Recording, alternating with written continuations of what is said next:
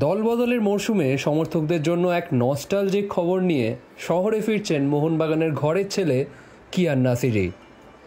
2019 সালের I league জয়ী দলের সদস্য থেকে শুরু করে 2022 সালের কলকাতা ডার্বিতে ঐতিহাসিক হ্যাট্রিক করে কিয়ান সবুজ মেরুন সমর্থকদের হৃদয়ে বিশেষ জায়গা করে নিয়েছিলেন। কিন্তু তারপর প্রথম একাদশে নিয়মিত সুযোগ না পাওয়ায় গত বছর আরও বেশি খেলার সময় পাওয়ার আশায় তরুণ এই ফরওয়ার্ড যোগ দিয়েছিলেন চেন্নাই এফসিতে। চেন্নাইয়ের কোচ ওয়েন কোয়েল কিয়ানকে নিজের পরিকল্পনায় রাখার কথা বলে তাকে রাজি করালেও সেখানেও একাধিক সতীর্থের এই একই পজিশনে থাকার কারণে তিনি নিয়মিত খেলার সুযোগ পাননি। 15টি ম্যাচের মধ্যে মাত্র 6টি ম্যাচে তিনি শুরু থেকে খেলেছেন। গোলের খাতা 0, অ্যাসিস্ট করেছেন মাত্র 1টি। পরিসংখ্যান স্পষ্টতই বুঝিয়ে দিচ্ছে চেন্নাইয়ে কিয়ানের যাত্রা ফলপ্রসূ হয়নি।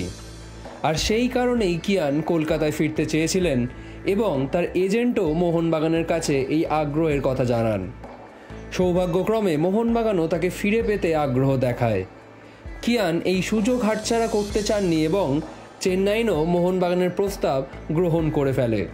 সূত্র মারফত খবর, আজ বা কালের মধ্যেই কিয়ানের সঙ্গে মোহনবাগানের চুক্তিপত্র সই হয়ে যাওয়ার কথা।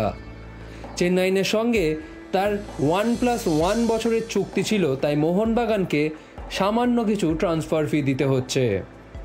তবে এই চুক্তির মধ্যে থেকেই একটি আশ্চর্যজনক তথ্য উঠে আসছে। শোনা যাচ্ছে চেন্নাইয়ে কিয়ান যা বেতন পেতেন মোহনবাগানে তার থেকে সামান্য কম পাবেন। তবুও কলকাতার টানে কিয়ান এই প্রস্তাব হাতছাড়া করতে রাজি নন। চলতি ট্রান্সফার উইন্ডোতে কিয়ান হতে চলেছেন মোহনবাগানের প্রথম অফিসিয়াল সাইনিং। যদিও রবসনের সঙ্গে কথাবার্তা প্রায় পাকা এবং মেহতাব সিংকে নিয়েও আলোচনা চলছে, কিন্তু কিয়ানই প্রথম চুক্তিপত্রে সই করতে চলেছেন। ক্লাবের পক্ষ থেকে আনুষ্ঠানিক ঘোষণা এখন কেবল সময়ের অপেক্ষা। তবে মোহনবাগানে ফিরে এসে প্রথম একাদশে জায়গা করে নেওয়া কিয়ানের জন্য খুব একটা সহজ হবে না। মূলত রাইট উইংয়ের পাশাপাশি স্ট্রাইকার হিসেবে প্রভাবশালী কিয়ান, আর এই পজিশনগুলোতেই সুহেল ভাট, সালাউদ্দিন এবং মনভীর সিংয়ের মতন ফুটবলাররা রয়েছেন।